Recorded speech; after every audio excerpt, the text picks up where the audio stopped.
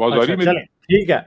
हमने पिछली बार ये डिस्कस कर लिया था सारा कुछ, तो इस बार इस चीजों को थोड़ा सा डिस्कस कर लेते हैं। Some of the questions the proponents of blind evolution need to answer are given below. असल में जितने भी ये क्वेश्चन है, सबसे पहले डिस्क्लेमर दे दूं कि इनका एवोल्यूशन से कोई ताल्लुक नहीं है, ठीक है। मैं आपको बता दूं, मोस्टली इनका एवोल्यूशन से कोई ताल्लुक नहीं है। इनका ताल्लुक है क्रिएशन या फिर मतलब ओरिजिन ऑफ लाइफ से, ठीक है। और ओरिजिन ऑफ लाइफ जो है वो एवोल्यूशन को सच्चा साबित करने के लिए जरूरी नहीं है, क्योंकि एवोल्यूशन का एक टेस्ट है कि दो स्पीशीज ये साबित कर दिया जाए कि वो डिस्टेंट पास्ट में एक कॉमन एंसेस्टर क्या करते थे, शेयर करते थे, तो उससे एवोल्यूशन सच साबित हो जाती है। जैसे कि इंसान और चिंपैंजी के चक्कर में हो चुका है, और बहुत से और स्पीशीज हैं जिनके चक्कर में आपस में किया जा चुका है। तो पहला क्वेश्चन क्या है? First and foremost question is how prokaryote cells came into being, ठीक है। सब्सटेंशिया सर, इस बारे में आप कुछ कहना चाहेंगे? जी जी, बिल्कुल डिटेल में बात करते हैं। मैं भी ये थोड़ी बात क्लियर कर दूं कि जो एवोल्यूशन का जो एविडेंस है वो इतना अबंडेंट है। वो सबसे बड़ा उसका एविडेंस हमें पता है कि वो जेनेटिक्स में है। हम रियल टाइम में भी देखते हैं कि ह्यूमन बॉडी के अंदर बहुत सारी चीजें ट्रायल एंड एरर पे बेस्ड हैं रियल टाइम।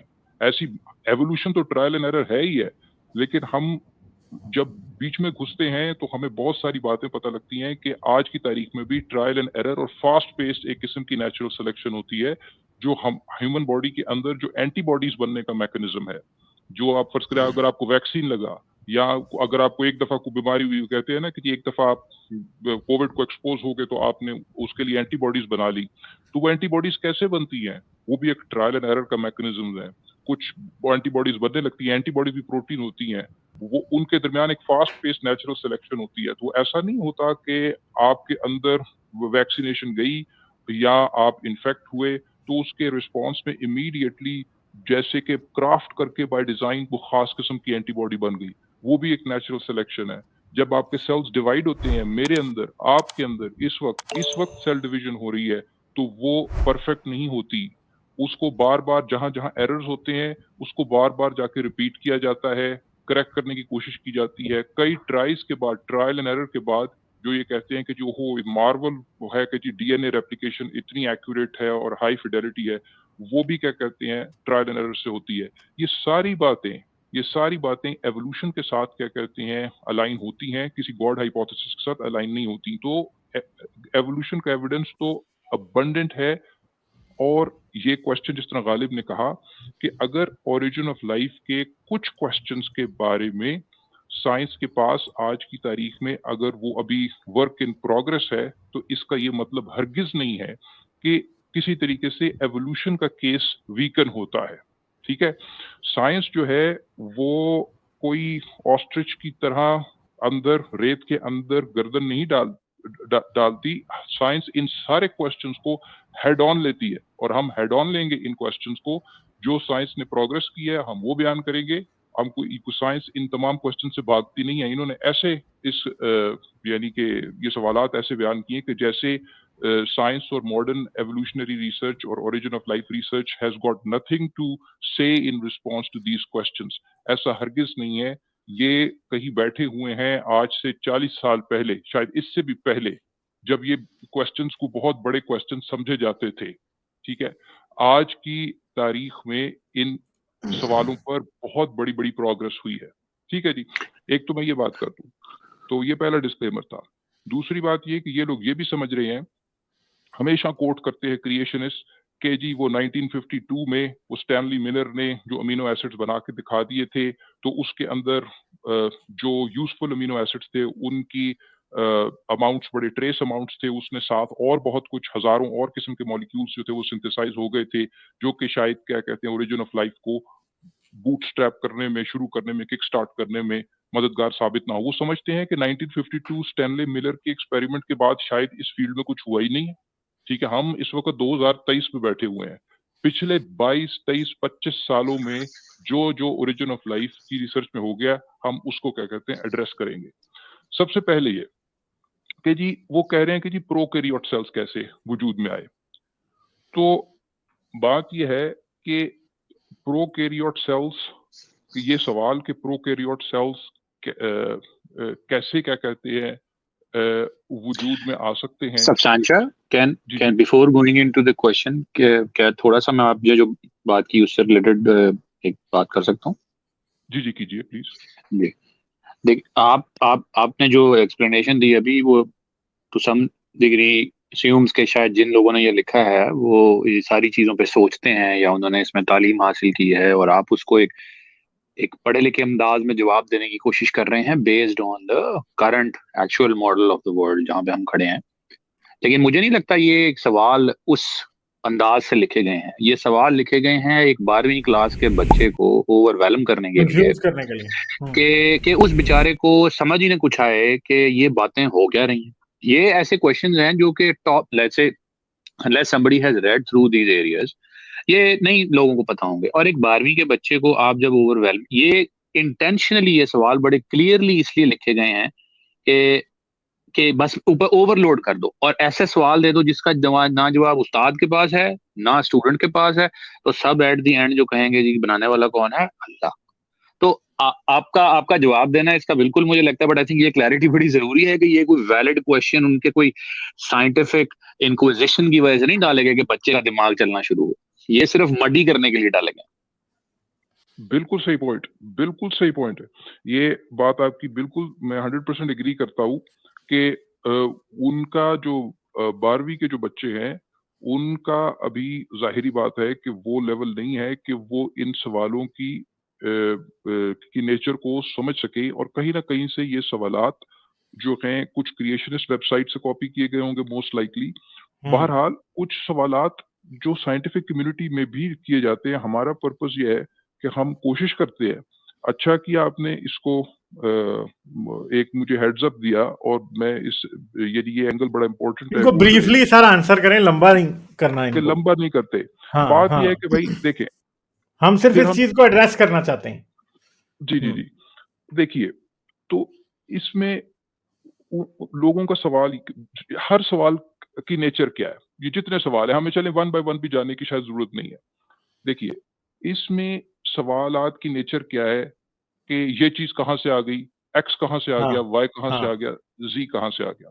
मैं यही बात कर रहा था कि जो पिछले 20-25 साल में ओरिजिन ऑफ लाइफ रिसर्च है, उसके यही सवालात उस रिसर्च का मौजू है। ठीक है, यानी वो ऐसा नहीं है कि जी वो किसी इस उधर रुके हुए हैं कि जी वो एक प्राइमोडियल ब्रॉथ है, प्राइमोडियल सूप है, स्टैनले मिलर का एक्सपेरिमेंट, उसको यूवी रेडिएशन दी तो उसमें अमीनो एसिड बन गए। इस पर नहीं रुके हुए, स्टेप बाय स्टेप कैसे प्रीबायोटिक मटेरियल से वो मॉलिक्यूल्स जो लाइफ को आगे इवॉल्व करने में, आगे जन्म देने में कलीदी किरदार, मेन रोल अदा करते हैं, उन पर रिसर्च हो रही है। और बहुत सारे मॉलिक्यूल्स का सिंथेसिस जो है वो लैब में दिखाया जा चुका है, स्टेप बाय स्टेप। बहुत सारे क्वेश्चंस हैं जिनका आंसर नहीं है। ठीक है जी। अच्छा, अब इसमें 2-3 सवालात उठते हैं कि ये जो उन्होंने सवाल किया कि जी प्रोकैरियोटिक सेल कहां से आ गया, इससे भी पहले कई बुनियादी सवालात हैं। ठीक है, इससे भी पहले कई सवालात हैं। ये तो सेल की बात है ना। असल सवालात ये हैं कि आपके पास जो सेल्फ रेप्लिकेटिंग मॉलिक्यूल्स कैसे आ गए। ठीक है जी, आपके पास ये तो बाद की बात है कि आप ये कहें कि जी आपके पास सेल मेम्ब्रेन आई कि नहीं आई, आपके पास न्यूक्लियोटाइड्स कैसे आ गए जो कि आपके जेनेटिक मटेरियल का कि वो हैं यानी कि बिल्डिंग ब्लॉक्स है। तो अगर तो मैं आपको दिखा सकता हूँ, रेफरेंसेस दिखा सकता हूँ कि ये each of the individual building blocks के ऊपर अलग-अलग जिन ग्रुप्स ने काम किया और डेमोन्स्ट्रेट किया है, 4-5 स्टेप्स पे अलग-अलग मैं एटलीस्ट आपको एब्स्ट्रैक्ट्स दिखा, जाहिर बात है पेपरों में तो हम नहीं जा सकते, तो गालिब अगर आप कहते हैं तो मैं स्टेप बाय स्टेप आपको कुछ चीजें दिखा देता हूँ। सर कितना टाइम उन पे लगेगा? जल्दी करने की कोशिश करते हैं कि 5-10 दिखा मिनट में दें रैप फिर, अप करें। मैं बहुत सारी फाइल्स आपके साथ शेयर करूंगा फिर। हाँ। ठीक है, तो मुझे आप बात जी, जी। कीजिए, मुझे आप 1-2 मिनट दीजिए, मैं आपको शेयर करता हूँ। अच्छा, चले मैं कुछ चीजों को उस टाइम तक एड्रेस करता हूं। First and foremost question is how prokaryote cell came into being. देखें प्रोकैरियोट सेल जो है ना वो एक बहुत बड़ी चीज है। पहली बात यह कि माइक्रो ऑर्गेनिजम्स का ना फॉसिलाइज नहीं होते, तो आमतौर पे हमें यही पता लगता है कि शुरू की जो लाइफ थी ना जो माइक्रो ऑर्गेनिजम्स पे बेस्ड थी, सिम्बायोसिस उनमें काफी ज्यादा था। इवन कि आज भी बैक्टीरिया में सिम्बायोसिस काफी ज्यादा होता है। सिम्बायोसिस इस भी चीज को कहते हैं कि एक माइक्रो ऑर्गेनिज्म दूसरे माइक्रो ऑर्गेनिज्म से डायरेक्टली जेनेटिक मटेरियल कॉपी कर लेता है उसे अपने पास यूज करने के लिए। कई बार एक माइक्रो ऑर्गेनिज्म दूसरे माइक्रो ऑर्गेनिज्म को अपने अंदर इनकॉर्पोरेट कर लेता है। ये चीज आज भी माइक्रो ऑर्गेनिजम्स की दुनिया में होती है। दूसरी बात है सेल डिवीजन कैसे स्टार्ट हुई। सेल डिवीजन जो स्टार्ट होती है आज भी वो डीएनए स्ट्रैंड्स के टूट के अलाइन होने से होती है और फिर दोनों की दोनों अलग अलग बन जाते हैं। तो ये भी एक प्रोसेस है जो कि अपने तौर पे कहीं किसी लेवल पे होता रहा एंशिएंट दुनिया के अंदर जब लाइफ शुरू में इवॉल्व होना शुरू हुई थी। How proteins the most complicated organic compounds formed of units called amino acids were formed. तो भाई प्रोटीन, कोई भी प्रोटीन इन इटसेल्फ कॉम्प्लेक्स नहीं होती। प्रोटीन का फोल्डिंग स्ट्रक्चर जो होता है वो कॉम्प्लेक्स होता है और प्रोटीन फोल्डिंग स्ट्रक्चर्स आज अच्छे तरीके से अंडरस्टैंड भी कर लिए गए हैं। ना सिर्फ अंडरस्टैंड किए गए हैं बल्कि बड़ी सक्सेसफुल सिविलाइजेशंस इस टाइम पूरी दुनिया के अंदर फोल्डिंग प्रॉब्लम्स के ऊपर हो रही हैं और आर्टिफिशियल इंटेलिजेंस की मदद से तो इसमें एक बड़ा जबरदस्त ब्रेक थ्रू हो चुका है पिछले 3-4 साल के दौरान, जिसके थ्रू प्रोटीन फोल्डिंग प्रॉब्लम्स को सॉल्व करने के बाद नए आपके पास ड्रग्स आ रहे हैं जो कि बहुत सारे कॉम्प्लेक्स प्रॉब्लम्स को सॉल्व करेंगे। How nucleic acids which are complicating organic compounds form units called nucleotides were formed. पहली बात है कि न्यूक्लिक एसिड्स जो हैं वो तो बड़े कॉमन है, इवन के हमारे यूनिवर्स के अंदर, हमारी गैलेक्सी के अंदर न्यूक्लिक एसिड्स बड़े कॉमन है, हमारे सोलर सिस्टम के अंदर बड़े कॉमन है, इवन के जो स्पेस से आने वाले मीटरॉइड्स जो गिरते हैं उनके अंदर न्यूक्लिक एसिड्स मौजूद होते हैं। और क्या अब एक बात यह है कि न्यूक्लिक एसिड्स जो हैं वो ऑर्गेनिक कंपाउंड्स कैसे बनाते हैं, ये बात तो सीधी सीधी केमिस्ट्री के रूल्स के खिलाफ है, क्योंकि कहीं भी जब दो कंपाउंड्स होते हैं अगर उनका रिएक्शन आपस में पॉसिबल है तो वो आपस में रिएक्ट करके कोई नया कंपाउंड बनाते हैं। ये तो एक सिंपल केमिस्ट्री को अंडरस्टैंड करने वाली बात है, बेसिक केमिस्ट्री को। What is the probability of formation of these essential organic compounds together as for the synthesis of one, the other is required? If, for example, both of the above organic compounds were formed by chance factor, which is practically impossible at different places, then the evolution of cell and its further division would not have been possible. तो पहली बात यह है कि ये समझते हैं कि कोई केमिकल स्पॉन्टेनियसली कहीं पे बन गया नहीं। दुनिया में आज भी बहुत सी जगह ऐसी होती हैं कि वो कुछ केमिकल्स ऐसे होते हैं कि उन एनवायरमेंट्स में इंटायरली पॉसिबल होते हैं। जैसे कुछ केमिकल्स ऐसे हैं कि वो पानी के अंदर इंटायरली पॉसिबल है। अगर आप पानी में सिर्फ कुछ कार्बन डाइऑक्साइड को शामिल करें तो कार्बोनिक एसिड बन जाएगा, ठीक है जी। अगर पानी के अंदर आप अमोनिया गैस को शामिल करें तो कई किस्म के जो है और एसिड्स और ऑर्गेनिक कंपाउंड्स बनने लगेंगे। इसी तरह अगर आप अल्कोहल बेस्ड एनवायरनमेंट होगी तो अल्कोहल बेस्ड एनवायरनमेंट में कई कंपाउंड्स ऐसे हैं वो इंटायरली पॉसिबल हैं, आप सिर्फ और सिर्फ कोई चीज डालें उसके अंदर वो बन जाएगा। और बात यह है कि आज जमीन पे ये बहुत सी चीजें हैं जो पॉसिबल हमें दिखाई नहीं देती, मगर एक बात याद रखिएगा, आज हमारी जमीन के ऊपर ऑक्सीडाइजिंग एनवायरनमेंट है कि फ्री ऑक्सीजन एनवायरनमेंट में अवेलेबल है और हर चीज के साथ ऑक्सीजन रिएक्ट करती है। मगर जब जमीन पे ऑरिजिन ऑफ लाइफ हुआ था उस टाइम के ऊपर जो थी वो रिडक्शन वाली एनवायरनमेंट थी, जिसके अंदर सल्फेट्स और नाइट्रेट्स और इस तरह की चीजें एग्जिस्ट करती थी, कार्बोनेट्स एग्जिस्ट करते थे और लाइफ को उनसे ऑक्सीजन चुरानी होती थी किसी तरीके से, जिसके थ्रू फिर वो आगे चलती थी, ठीक है। तो अगर आप ये कहें कि ये सारी चीजें आज के दौर में इम्पॉसिबल हैं तो उस टाइम पे इम्पॉसिबल नहीं थी, क्योंकि फ्री ऑक्सीजन नहीं अवेलेबल थी और उस टाइम की एनवायरनमेंट एक इंटायरली डिफरेंट किस्म की एनवायरनमेंट थी। हाउ ऑटो जी सर। अच्छा, मैंने आपको ईमेल की है तो आपको मैंने अच्छा आपने ईमेल की है मुझे? हाँ जी, मैंने आपको ईमेल की है। मैंने आपको तकरीबन 5-6 फाइल्स भेजी हैं, तो मैं आपको उनका टाइटल बताता जाता हूँ, वो आप एक-एक करके सामने लेकर आएँ। उनको हम गो थ्रू करते हैं, फिर कुछ थोड़ा-सा ले ऑडियंस के लिए बीच में एक्सप्लेन भी कर देंगे कि असल मसले क्या हैं और ये सवालात कैसे क्या कहते हैं इम्पोर्टेंट हैं। सबसे पहले आप खोलें एक जेनेटिक्स ई-रीव का मैंने आपको एक सेकंड स्क्रीनशॉट सर, 21 पे जाएँ। ये असल में मुझे इमेज भी नहीं दिखा रहा है यहाँ पे। अच्छा, ये आ गया। हाँ जी, ये देखें, सबसे पहले तो इस बात को समझें, हम जल्दी-जल्दी करते हैं कि एक तो गालिब ने बात की थी कि अभी एंडोसिम्बियोसिस की और सिम्बियोसिस की।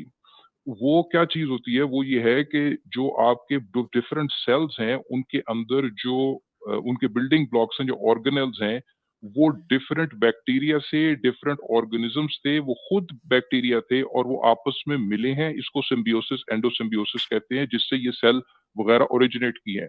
ज़रा ये जो इस वक़्त आपके सामने endosymbiotic origin of chloroplast and mitochondria, जो कि क्वेश्चन है, इसका मैं ज़रा पढ़ दूँ कि ये किस ज़माने में लोग बैठे हुए हैं, अभी तक सवाल-ओ-जवाब कर रहे हैं। वो कह रहे हैं कि अंटिल द अर्ली 1980s, जो ये वाला पार्ट है, ज़रा इस पैराग्राफ को पढ़ें।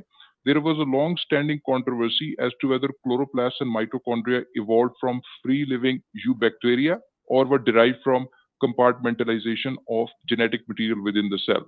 कि जी 1980 की दिहाई के अंदर ये सवाल हुआ करता था कि बड़ी कंट्रोवर्सी थी कि जी ये कहाँ से आ गए, क्लोरोप्लास्ट कहाँ से आ गया, माइटोकॉन्ड्रिया कहाँ से आ गया।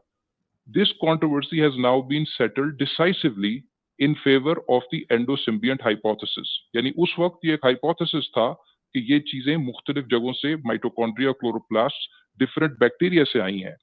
अब जेनेटिक्स के साथ उन्होंने ये साबित किया हुआ है, अगला मैं सेंटेंस पढ़ देता हूं कि मोलेकुलर फेलोजेनीज, जिसका मतलब है कि genetic tree of conserved sequence of ribosomal RNA molecules from these organelles indicate that the chloroplast derives from cyanobacterial एंडोसिम्बिएट।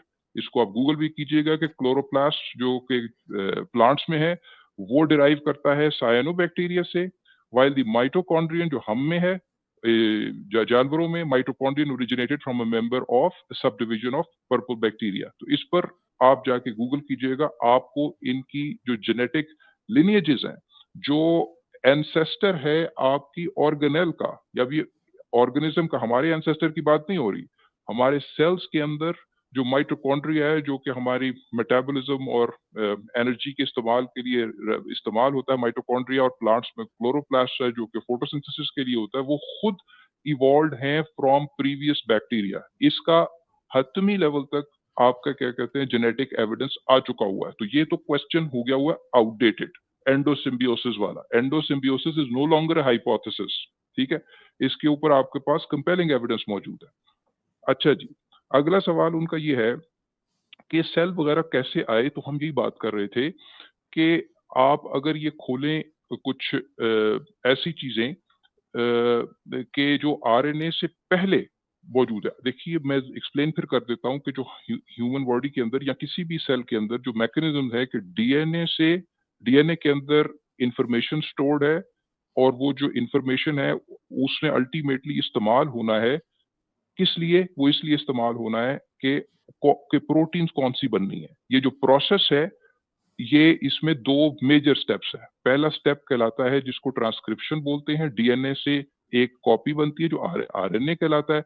फिर आरएनए से आगे ट्रांसलेशन होती है, आरएनए जो है वो फिर उससे आपके अमीनो एसिड्स आके जुड़ते हैं, और जो अमीनो एसिड्स की जो एक चेन है उसको प्रोटीन कहते हैं। तो जो क्वेश्चंस रहे हैं इस एरिया ऑफ रिसर्च में, वो ये है कि भाई बात ये है कि आपको डीएनए की रेप्लिकेशन कराने के लिए आरएनए चाहिए है, और आरएनए के अपने लिए आपको कुछ प्रोटीन्स चाहिए, ठीक है। यानी ये इसको कहा जाता था कैच 22 ऑफ मोलेकुलर बायोलॉजी, कि आपको डीएनए के लिए आरएनए चाहिए, और आरएनए प्रोटीन बनानी है, और आरएनए के अपने लिए आपको कुछ प्रोटीन्स चाहिए। तो कैसे ये चिकन एंड एग प्रॉब्लम जो है ना सॉल्व होगी। तो अब ऐसा ये है कि आप अगर ये वाला पेपर शेयर कर दे जो कि आरएनए प्रीकर्सर्स वाला पेपर है, जरा दिखा दें। आरएनए एक सेकंड सर। प्रीकर्सर्स वाला पेपर मैंने शेयर किया, जो आपको गूगल यानी कि जीमेल पे भेजा है। ये देखिए कि यहाँ पर उन्होंने लैब में इस टाइम आपके सामने आरएनए प्रीकर्सर्स वाला पेपर सर, इसे सामने आ थोड़ा रहा सा ना जूम इन करें, है। मैं करता हूँ, और ये ठीक जो है जी। साइड वाली है ना, इसको वो कर दें क्लोज। हाँ, समहाउ वो नहीं हो रही, लेकिन आई डोंट थिंक सो के उसमें कुछ है। अच्छा चलें, ठीक तो है, सही है। खैर, अच्छा जी। तो ये जो आरएनए प्रीकर्सर्स वाली जो बात थी कि जी ये इसके जो बिल्डिंग ब्लॉक्स हैं वो कहाँ से आ गए, ठीक है? तो उन्होंने ये दिखा दिया हुआ है कि अब ज़ाहिर बात है कि मैं ज़्यादा टेक्निकल पॉइंट्स में यहाँ नहीं घुसूँगा। बात ये हो रही है कि उन्होंने आरएनए से पहले जो प्रीकर्सर्स का मतलब है उससे पहले जो उसके बिल्डिंग ब्लॉक्स के लिए जो चीज़ चाहिए है जो कि क्लोज़र टू न्यूक्लियोटाइड है, वो उन्होंने बना के दिखा दिया हुआ है। किस चीज़ से? मसला ये था कि पुराने ज़माने में जो अर्ली अर्थ कंडीशंस थी, वहाँ पर स्टार्टिंग मटीरियल्स होते थे, इनको बोलते हैं रसीमिक। गालिब अक्सर बात अच्छा। करते हैं, वो जो कि कायरलिटी का मसला है कि आपके मॉलिक्यूल्स की एक हैंडेडनेस होती है कि वो अपने मिरर इमेज के उनकी स्ट्रक्चर अपने मिरर इमेज जैसा नहीं होता, या वो राइट हैंडेड होते हैं या लेफ्ट हैंडेड होते हैं। तो असल मसला ये था कि जो जो लाइफ है, उसके अंदर जो मॉलिक्यूल्स हैं सारे, वो या तो सारे राइट हैंडेड हैं या सारे लेफ्ट हैंडेड हैं, मिक्सचर नहीं होता।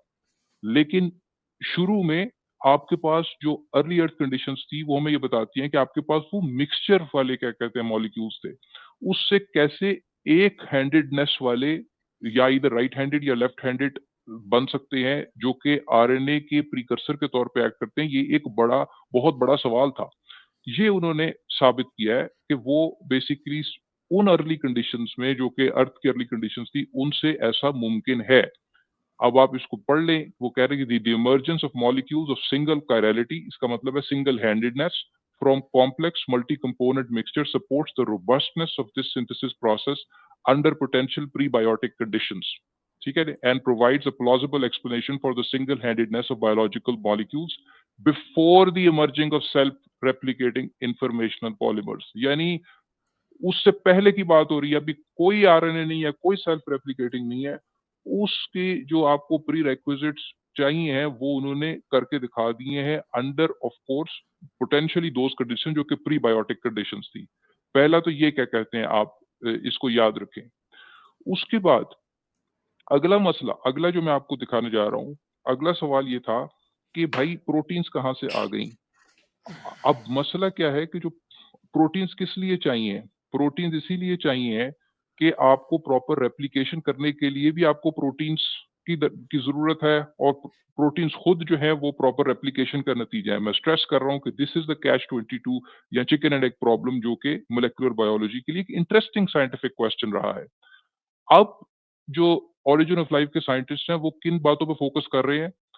वो फोकस करके उन्होंने दिखा के दिया कि बेसिकली आप नॉन एंजाइमेटिक यानी कि बगैर प्रोटीन और बगैर एंजाइम के कैसे सेल डिवीजन खुद ट्रिगर हो सकती है।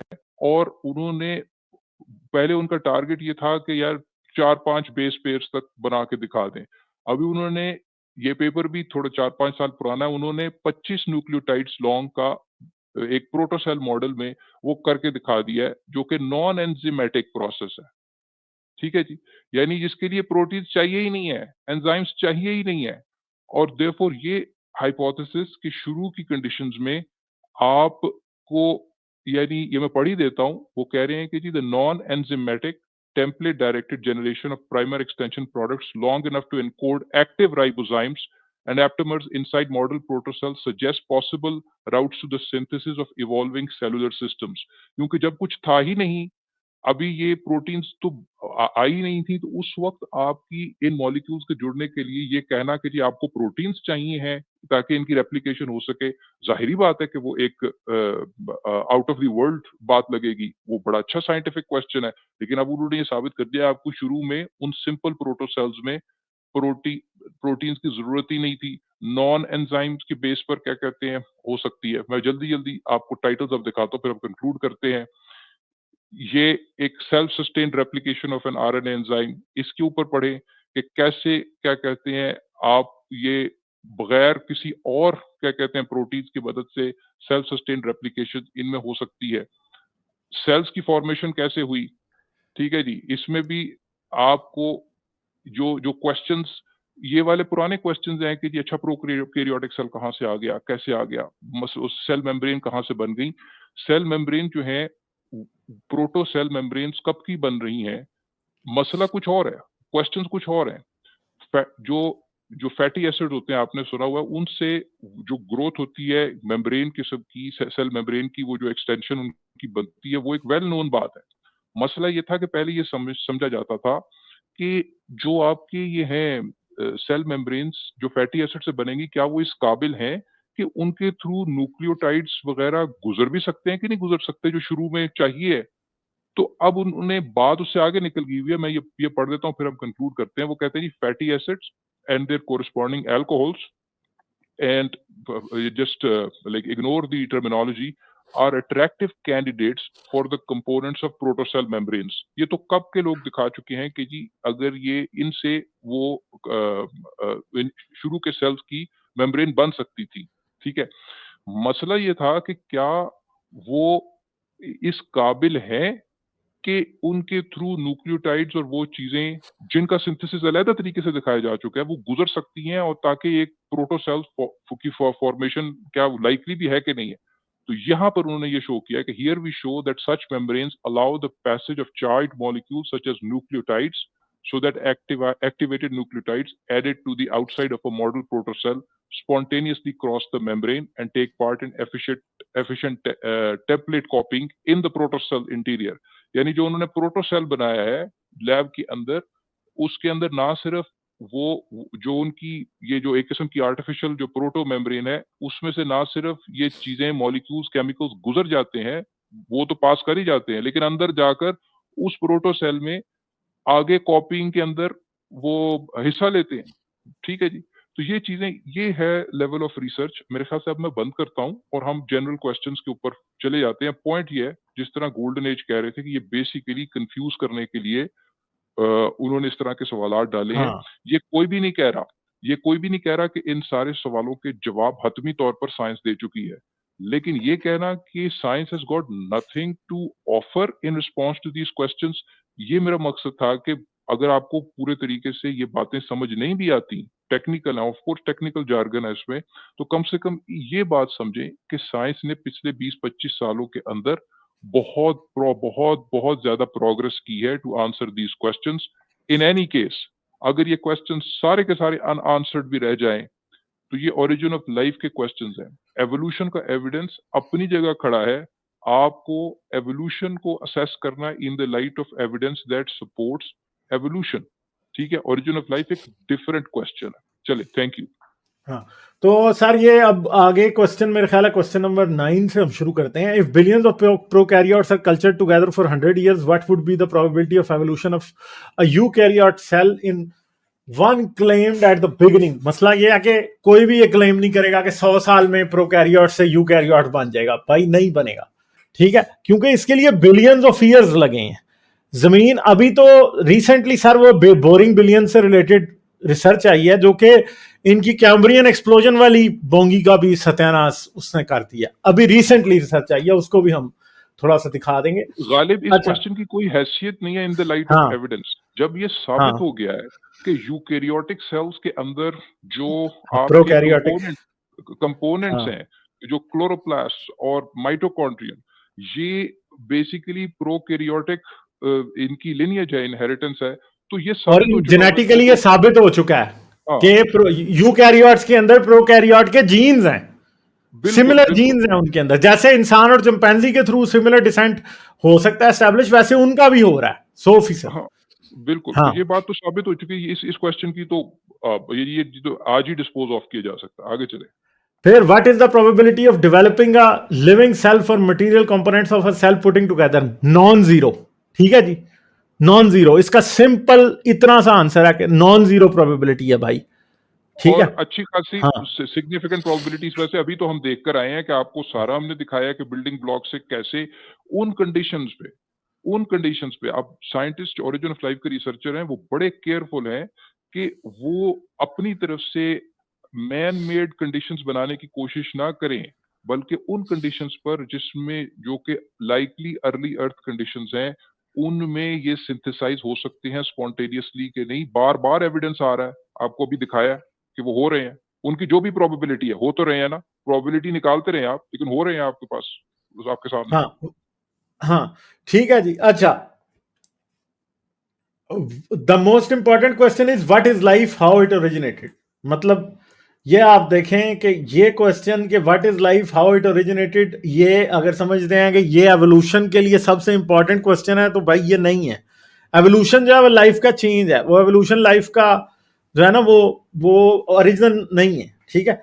फिर क्या कहते हैं, जो सबसे स्टूपिड क्वेश्चन है वो ये है, दूसरी बात इफ गालिब, एवोल्यू जी अगर हम ये कहें कि एक वर्किंग डेफिनेशन जो है लाइफ की वो सेल्फ रेप्लिकेशन है, ठीक है, हम्म तो इसी पर तो लोग ये ओरिजिन ऑफ लाइफ के रिसर्चर काम कर रहे हैं, किसी हद तक वो इनिशियल एविडेंस दे रहे हैं। जाहिरी बात है कि पूरी फुल फ्लेजेड ऑर्गेनिज्म तो नहीं क्या कहते बना रहे, लेकिन उन्होंने ये, आपको भी मैंने कुछ पेपर्स दिखाए हैं जिसमें सेल्फ रेप्लिकेटिंग और सेल्फ सस्टेन्ड रेप्लिकेशन कैसे ओरिजिनेट कर रही है, वो उसके ऊपर काम हो रहा है। कुछ इनिशियल एविडेंस है, जाहिर बात है कि बहुत शुरू की एविडेंस है, मगर अगर लाइफ को हम ये समझें कि वो सेल्फ रेप्लिकेशन है, तो उसके ओरिजिन पर भी काम तो हो रहा है और कुछ कुछ एविडेंस है, अभी बहुत काम होने वाला है। अच्छा, फिर अगला क्वेश्चन है कि ये सबसे स्टूपिड क्वेश्चन है, वो ये है कि if evolution is a blind process, for example why is it stopped on human being. ये किस गधे ने कहा कि इंसान पे एवोल्यूशन आके रुक गई है? कोई नहीं रुकी भाई, ठीक है। If not, what type of organisms will evolve from humans and when will it start? वो तो ऑलरेडी स्टार्ट है, ठीक है, और ये कब जाके आपको ये कह सकेंगे कि एक ह्यूमन लिनियज से 2 स्पीशीज बन गए हैं या 3 स्पीशीज बन गए हैं, इस बारे में अभी हम कुछ नहीं कह सकते, ठीक है सर। आगे चलते हैं, what about universe, who created it? ये इस क्वेश्चन का इधर कोई ताल्लुक ही नहीं है, ठीक है, इस क्वेश्चन का। यानी वो जो गोल्डन एज इस्लाम ने शुरू में कहा था कि सिर्फ स्टूडेंट्स को कंफ्यूज करना है, वही बात है कि ओरिजिन ऑफ यूनिवर्स भी यहां पे डाल दो, ठीक है। How the high degree of discipline present in the लेकिन यूनिवर्स कैन एक बी बात एक्सप्लेन। याद रखें कि जी सर। जाहिर बात है, इस वक्त हम कॉस्मोलॉजी पे डिस्कशन नहीं कर रहे। हम कॉस्मोलॉजी पे कितनी डिस्कशन करते हैं, इसका जवाब हतमी तौर पर हमें नहीं पता कि बिग बैंग से पहले क्या हुआ था, ठीक है। लेकिन बिग बैंग क्या स्टार्ट था, ये भी नहीं क्या कहते हैं कहा जा सकता। इन एनी केस, हाँ हम कितनी जो हम ऑब्जर्व करते हैं, इवन यूनिवर्स के अंदर भी एवोल्यूशन है। अचानक सारे स्टार्स अचानक और गैलेक्सीज नहीं बन गई, उधर भी एक hit and trial, life and birth का साइकिल है, ठीक है। ये चीज देखकर आपको समझ आ जाती है कि यूनिवर्स में भी हिट एंड ट्रायल है, लाइफ में भी ट्रायल एंड एरर है। सो आप एक ओमनिसिएंट, ओमनीपोटेंट गॉड जिसके पास फोर थॉट है, फोर साइट है, मुकम्मल इल्म है, उसको आप क्या कहते हैं सेफली एलिमिनेट कर सकते हैं कि जो गॉड है ना, hypothesis is not even a candidate answer to these questions. God is हाँ। इनका कैंडिडेट आंसर्स भी नहीं है। What about the universe and what is life? आगे चले। अच्छा, ठीक है, तो ये यूनिवर्स की बात की। What kind of forces are responsible for movements of earth in its axis and orbit around the sun? भाई एक आंसर है, सिर्फ ग्रेविटी, ठीक है जी। मतलब क्या फिजिक्स की किताब भी नहीं पढ़ाई इसने, इस बंदे ने? चलो बायोलॉजी तो हमें पता ही है कि इसकी कमजोर है, इस बेचारे की, जिसने भी ये लिखा है सारा कुछ। फिजिक्स की किताब ही पढ़ लेता कम से कम। भाई सिर्फ gravity, Kepler's law of planetary motion, इसको पढ़ाएं, इसको सब समझ आ जाएगा कि क्यों मूव कर रही है, ठीक है। अच्छा सर, इसमें कुछ ऐड करना चाहते हैं, आगे चलें?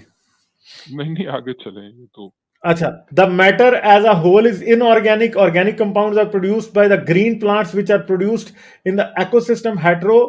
Heterotrophic prokaryote use organic compounds for energy source, where from the heterotrophic cells obtain these organic compounds. अच्छा जी, अब देखें, मतलब बात इनको समझ नहीं आ रही कि लाइफ जो है, जो सिंपलेस्ट किस्म के सेल्स हैं, वो क्या करते हैं, वो एनर्जी कहीं से भी लेते हैं in the form of heat या रेडिएशन, और उसकी मदद से वो केमिकल्स के ऊपर काम करते हैं जो उनके इर्द गिर्द होते हैं, और मैं एक उन सिंपल केमिकल्स को। हाँ। मैं एक सिंपल सवाल करता हूँ, जो कि मेरे ख्याल से हम्म, एक 10वीं का, क्योंकि बेसिकली इस ये चूंकि 11वीं 12वीं के बच्चे हैं, तो उन्होंने शायद अभी सही तरीके से मैट्रिक की ही या ओ लेवल की केमिस्ट्री पढ़ी होगी ना, ठीक है, अभी तो ये पढ़ रहे हैं। जी जी। सवाल अपने उस्तादों से सवाल करें कि एक सिंगल कार्बन का एटम आपको लगता है इनऑर्गेनिक है या ऑर्गेनिक है? हाँ, अब ये बताएं। ठीक है, अच्छा, एक हाँ सिंगल कार्बन एटम, उसको मैं ऑर्गेनिक कहूंगा कि इनऑर्गेनिक कहूंगा? ठीक है तो वो भी मैटर, ठीक है। हाँ। अब बात ये है कि भाई जो कार्बन है वो बहुत सारे जो बड़े रिसर्चर्स हैं ओरिजिन ऑफ लाइफ के भी लाइफ पे, वो ये हाइपोथेसाइज करते हैं कि अगर जिंदगी कहीं पर भी मिली, हाई लाइकलीहुड है कि वो कार्बन बेस्ड ही होगी, ठीक है। अब जाहिर बात है कुछ और भी हो सकता है, लेकिन ये बड़ा इन्फॉर्म्ड हाइपोथेसिस है कि भाई उसकी वजह यही है, सिंपल केमिस्ट्री उसकी ये है कि जी जो आपके क्या जो वो कार्बन के अंदर जो कैपेबिलिटी है कि carbon based compound long chains और लॉन्ग स्ट्रक्चर बना सकते हैं, उसकी वजह से पूरी ऑर्गेनिक केमिस्ट्री क्या कहते हैं आगे एग्जिस्ट करती है। तो यानी ये जो डिवाइड है ना इनऑर्गेनिक ऑर्गेनिक, ये मैंने सवाल इसी वजह से पूछा है कि सिंगल कार्बन एटम को आप क्या कहेंगे, लेकिन उसमें पोटेंशियल है कि वो लॉन्ग चेन्स बना सकता है। आगे लंबी कहानी है, आप क्रिस्टलाइजेशन को सर्च करें कि क्रिस्टलाइजेशन जो कि आपको बड़ा लगेगा कि लाइफलेस किस्म का प्रोसेस है, जो क्रिस्टलाइजेशन होती है वो कैसे लॉन्ग स्ट्रक्चर्स और लॉन्ग चेन्स बना सकती है। आगे चलें। अच्छा, फिर कहता है if the structure of both mitochondria and chloroplast are totally different from heterotrophic prokaryote and autotrophic cyanobacteria. अच्छा, अब ये तो एक स्टेटमेंट ही है सिर्फ और सिर्फ, ठीक है। ये बिल्कुल गलत तो कह भाई ये अभी मैं आपको स्क्रीन दोबारा शेयर करता हूँ, मैं दोबारा स्क्रीन शेयर करता हूँ, आपको दिखाता हूँ कुछ। दरअसल ये स्ट्रीम यार्ड जो है ना, वो मैं भूल गया था, ये बहुत लास्ट स्टेज पे पूछती है विंडो शेयर करनी है, स्क्रीन शेयर करनी है, तो बंदे को लगता है कि स्क्रीन शेयर होने लगी है, तो वो एंड में आके पूछती है। ये पहले मैं गलती कर रहा था। अच्छा, स्क्रीन शेयर हो गई? हाँ जी, हो गई है, अच्छा आ जी, गई सामने। देखिए ये सवालों की कोई हैसियत नहीं है जब जेनेटिक एविडेंस साबित कर चुका है कि जो कि दोनों में आप सेम जीन्स हैं। कि ये जो क्लोरोप्लास्ट का सवाल ले लें कि जी कैसे हमें पता है कि वो प्रोकैरियोट से क्या कहते हैं हमने इनहेरिट किया प्लास्टिड्स जो उसके अंदर क्लोरोप्लास्ट के अंदर, कैसे कि जी जो ये जीनोम्स है इस साइनोबैक्टीरिया के, उनका स्ट्रॉन्ग मैच क्या कहते हैं मिलता है आपके पास जो क्लोरोप्लास्ट में। ये स्ट्रॉन्गेस्ट एविडेंस है जो कि बताता है कि क्लोरोप्लास्ट जो है वो साइनोबैक्टीरिया से ही आए हैं, ठीक है जी। दूसरी तरफ आपकी जो माइटोकॉन्ड्रिया, उन्होंने माइटोकॉन्ड्रिया का सवाल पूछा, ठीक है। माइटोकॉन्ड्रिया जो है वो बैक्टीरिया से आया है कि नहीं आया है, तो इसको मैं जरा जूम इन कर देता हूं, ठीक है। तो वो ये कहते हैं कि जी बहुत डिटेल्ड एनालिसिस किया है उन्होंने, एक जेनेटिक मल्टीपल डेटा सेट्स का, ठीक है जी, जिससे क्या फेवर हो रहा है उस एनालिसिस के से डेटा सेट के analysis, it favours that mitochondria as sister to known proteobacteria, ठीक है। नाम को छोड़ो, वो अल्फा प्रोटियोबैक्टीरिया हमने पहले भी पढ़ा था, ठीक है। तो ये भी आपको सारा जेनेटिक एविडेंस इसी की तरफ पॉइंट कर रहा है। तो ये जो सवालात हैं और आपका जो इस पर आपका हक है कि ये सारे सवालात करें, मगर ये सवाल काफी हद तक रिडंडेंट हैं, क्योंकि आपका जेनेटिक एविडेंस ऑलरेडी बता चुका है हमें कि माइटोकॉन्ड्रिया जो है वो प्रोकैरियोट बैक्टीरिया से ही आया है। आगे चले, मैं स्टॉप कर रहा हूँ शेयर। सफदर जी, अच्छा, ये हक नहीं है एक्चुअली। हक अगर तब होगा इन उस किताब लिखने वालों का, जब उन्होंने पहले पूरी ओरिजिन ऑफ लाइफ और एवोल्यूशन और कॉस्मोलॉजी और सब कुछ 12वीं के बच्चों को घोल के पढ़ा दी। और अब आप कह रहे हैं कि अच्छा जो रीसेंट या कंट्रोवर्शियल या to some degree cutting edge, अब तो नहीं है कटिंग एज, उस पे आप सवाल पूछ रहे हैं। ये सिर्फ और सिर्फ आप वो देखें, वो कराची यूनिवर्सिटी के वो डीन साहब का पर पिछले दिनों इंटरव्यू आया, जहां पे साइंस का डीन कराची यूनिवर्सिटी का, वो ये तो अब हम बहुत आगे की बातें कर रहे हैं, बहुत डिटेल माइन्यूट साइंटिफिक डिटेल्स। वो बंदा लाइव इंटरव्यू में कह रहा है, साइंस का डीन है वो कि दुनिया जो है वो गोल नहीं है, वो फ्लैट है। तो चलें जब वो इसको ये एंड कहता करते हैं। हाँ, इसको एंड करें। हाँ, how nucleus came into existence because prokaryote cell आप does not screen contain a share नहीं, membrane bounded nucleus. गालिब आपकी स्क्रीन सॉरी, शेयर नहीं। हाँ स्क्रीन शेयर मेरी नहीं है। अच्छा, how nucleus came into existence because prokaryote cells does not contain a membrane bounded cell nucleus characteristics of eukaryotic cell। ये पीछे सब्सटेंशिया ने बता दिया अच्छे तरीके से कि ये गेम क्या है। सर इसमें कुछ ऐड करना है या फिर आगे बस इसको कंक्लूड दूसरी कर दें? बात ये कि असल सवाल तो उससे भी बेसिक है ना न्यूक्लियस से, कि जी उसके अंदर जो सेल्फ रेप्लिकेटिंग मॉलिक्यूल्स हैं उनकी मशीनरी कैसे चल रही है, लोग तो उस पर क्या कहते हैं काम कर रहे हैं। जाहिर बात है कि हमेशा हम कहते हैं कि कुछ सवाल होंगे जिनके जवाब अगर नहीं है साइंस के पास आज की तारीख में, तो साइंस उससे भागती नहीं है, ठीक है, उसको हेड ऑन लेती है, उस पर लोग काम कर रहे हैं। यही बात कि ये जो एंड का देयर फोर है ना, इसको हम पहले एड्रेस कर चुके हैं। There is no therefore that leads to this statement, अच्छा, फिर therefore there should be a creator of the universe and the owner of the balance visibly everywhere from our body to the farthest corners of the universe. Who is that creator? That almighty creator is one. He's Allah. He brought into existence everything. यहाँ पे अपना अल्लाह उसने ठोक दिया, ठीक है, without any consideration, without anything, ठीक है, और सारा कुछ करने के बाद, और एक और बात, की पॉइंट्स जब उसने समराइज किए हैं तो ये बोंगियां उसने की पॉइंट्स में कहीं भी समराइज करने की कोशिश नहीं की, जिससे आपको पता चल जाता है कि असल में इन बोंगियों का इस चैप्टर से कोई लेना देना गालिब ऐसा करें कि 2 मिनट ना, जो हमने पिछली दफा गो थ्रू किया था उस वक्त हमें लग रहा था कि हम शायद उसी सेशन में इन सवालों को एड्रेस कर लेंगे, लेकिन इस बुक की जो इनकंसिस्टेंसी है उसकी तरफ ऑडियंस की तवज्जो एक दफा फिर दिला दें कि ऊपर जो इसी किताब के अंदर स्क्रॉल अप करके एक एविडेंस फॉर एवोल्यूशन का सेक्शन है, ठीक है, उसको एक दफा फिर पढ़ दें।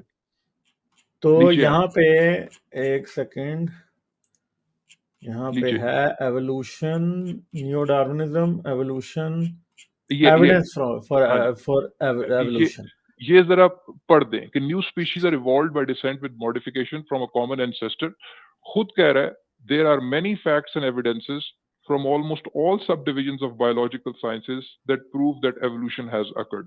सम of these evidences are as follows, ठीक है, खुद कह रहा है उसने evidence from comparative anatomy, fossil evidence, evidence from vestigial organs, उन्होंने बात की मेल के निपल्स क्यों होते हैं, एम्ब्रियोलॉजी, मोलेकुलर बायोलॉजी, सारे लाइंस ऑफ एविडेंस खुद ऊपर बताए हैं, ठीक है। क्यों?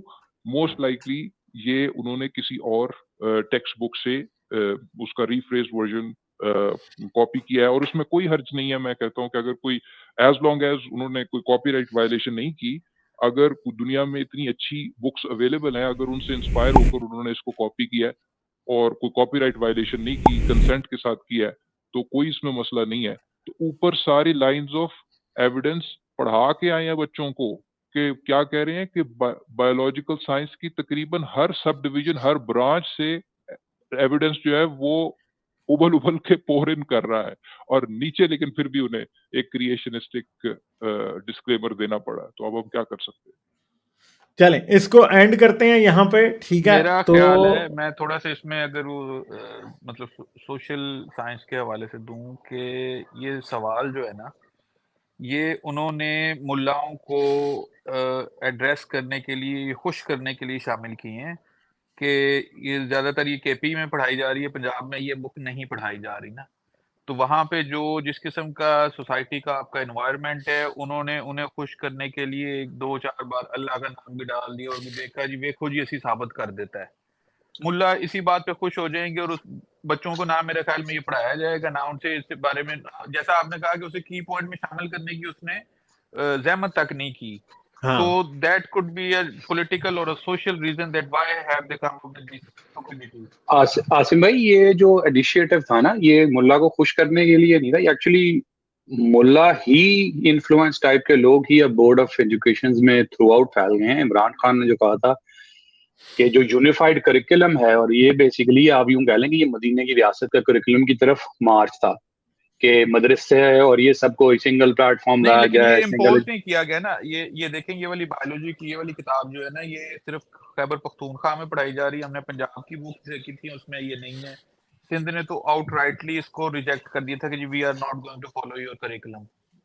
चले इस क्वेश्चन को ना अब कंक्लूड करते हैं। असल में ठहरे इसको ज्यादा नहीं ड्रैग करते। लाइक, शेयर और सब्सक्राइब करना मत भूलें। इसके साथ साथ आप मेरे चैनल को पेट्रियन पर सपोर्ट कर सकते हैं। पेट्रियन का लिंक वीडियो की डिस्क्रिप्शन में है।